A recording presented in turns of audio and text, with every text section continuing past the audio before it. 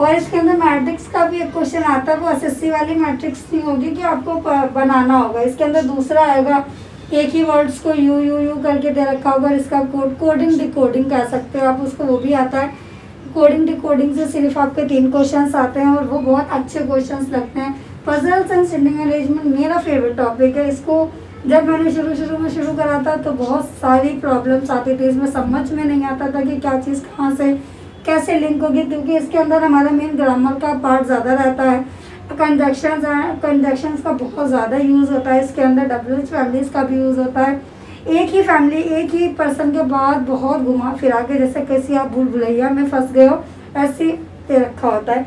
लेकिन अब आज के टाइम पर मेरा पजल और सिटिंग अरेंजमेंट फेवरेट टॉपिक हो गया। मुझे इनको करने में बहुत ज़्यादा मज़ा आता है और मैं ज़्यादा से ज़्यादा कोशिश करती हूँ कि क्वेश्चंस को सॉल्व कर लूँ। तो आप भी जब करोगे तो ऐसा ही होगा।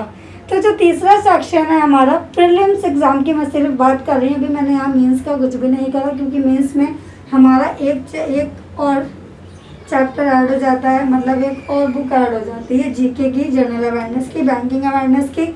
उसके बारे में आपको बाद में बात करेंगे। सबसे पहले अब हमारा टॉपिक रहेगा मैथ, इसका मतलब क्वांटिटेटिव एप्टीट्यूड। इसके अंदर जो सबसे ज़्यादा गेनिंग नंबर है वो हमारा परसेंटेज है, सबसे ज़्यादा हैवी वेटेज वाला भी इसके अंदर हमारा परसेंटेज है। इसका मतलब ये समझ लीजिए परसेंटेज के अलावा मैथ अधूरी है। तो इसके अंदर आपको कोई भी जो वो टॉपिक है हार्डली आप प्रिपेयर कर लोगे तो अच्छा रहेगा।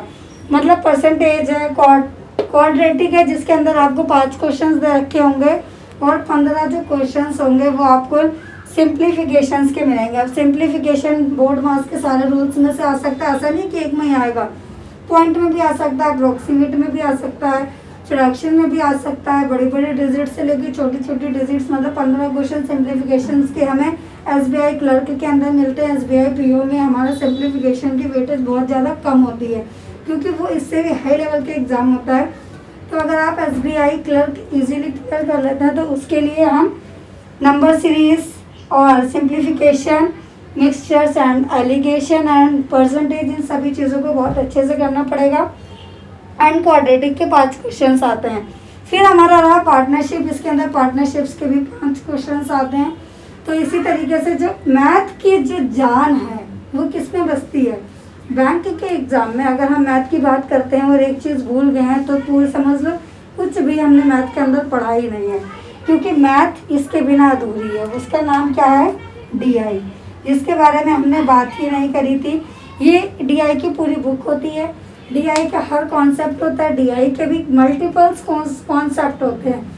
सबसे ज़्यादा जो टफ है ना वो डीआई है, इसको हम बोलते हैं डेटा इंटरप्रिटेशंस। इसके अंदर हमारे कम से कम एक डीआई से 5 क्वेश्चंस आएंगे, 2 डीआई से 5 क्वेश्चंस आएंगे, और ये मेज़ की तरह होता है, एक भूल भुलैया की तरह हमें उसके अंदर घुमाते रहते हैं। तो डीआई के अंदर सबसे ज़्यादा टाइम लगता है मैथ को सॉल्व करने में। इसके अंदर पॉइंट, फ्रैक्शंस, हिडन इन्फॉर्मेशन दे रखी होती है, जब भी हमें उसे बना के उसको सॉल्व करना पड़ता है। तो ये तो हमने बात कर ली ऑल राउंडेड सिलेबस की। और हाँ, जल्दी से इस वीडियो को जो भी लोग देख रहे हैं लाइक करना ना भूलें, और हर जगह आप शेयर कर दें, जो लोग प्रिपरेशन करने वाले हैं, जो लोग सोच रहे हैं, और सब्सक्राइब करना बिल्कुल ना भूलें। ऐसे ही इनसे रिलेटेड नई नई वीडियोज़ मैं आपको देती रहूँगी। तो यहाँ पर हमने ये डिस्कस करा। अब मैं आपको जो बाकी की इन्फॉर्मेशन है वो अपने नेक्स्ट पार्ट, मतलब आपको कल की वीडियो में शेड्यूलिंग टू शेड्यूल मैं बोलूँगी, क्योंकि बहुत सारे बच्चों का ये डाउट रहता है कि मैं कहाँ से और कैसे प्रिपरेशन करूँ। एज अ बिगनर ये सेलेक्ट कर पाना बहुत ज़्यादा मुश्किल होता है कि हम किस प्लेटफॉर्म से अपनी स्टडी को आगे कैरी फॉरवर्ड करें। इसके अंदर हमारी परसिस्टेंसी की बहुत ज़्यादा ज़रूरत रहती है। लोग कहते हैं हमने 6 महीने तैयारी कर ली, अब हमारा नहीं हुआ, तो इसको लगातार करना पड़ेगा आपको। आप ऐसी तैयारी करें कि आप 1 साल के अंदर, 1.5 साल के अंदर सिलेक्शन ले लें। तो जो मेन कॉन्सेप्ट होता है उस पर फोकस करें, जो कि मैंने अपने बहुत अच्छे से तैयार करें हैं। इसी तरीके से आपको यहाँ पे वो